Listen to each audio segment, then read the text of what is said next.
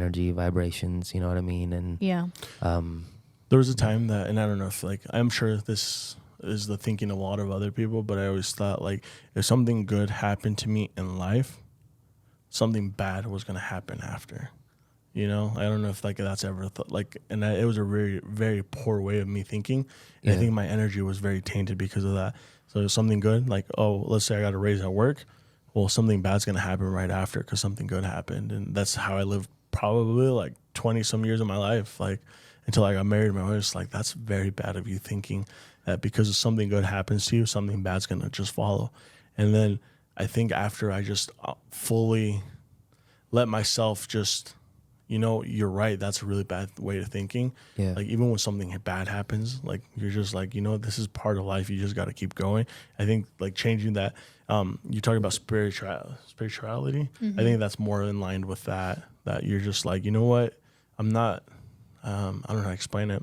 You know, and I believe in manifestation, right? yeah. I believe that you can manifest things. I believe in affirmations. Like if you do Law of affirmations attraction. every day. Yeah, Yeah. exactly. And to me, prayer is that, Yeah. right? You're trying to manifest something. You're trying to affirm something. And my dad was, you know, very big in the Virgencita, right? Like he had the Virgin Mary, you know, everywhere in our home. He would always pray to the same one every night, whether it was for other people or for himself, you know.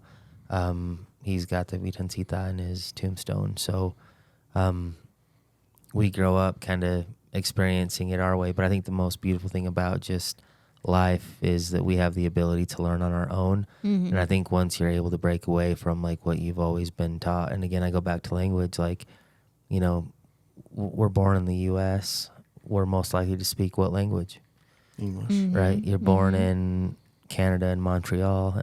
What language are you most likely to speak? Portuguese, is it? No, French? English and French. Is it like a French, you know what I mean? Yeah. So depending on where you're born is going to dictate what you believe sometimes. And but to me, it's been interesting because my wife was LDS. You know, she grew up in the Mormon community, and in Idaho, we're surrounded by LDS people. You know, and they're phenomenal people. Like some of my best friends, some of the best humans I know are LDS, and you know, their religion is very indoctrinating from the time they're young. You know, and you know, the people that sometimes leave that religion, they struggle a lot, you know, for whatever reason it is that they leave. And I think that's for, at least for me and my environment.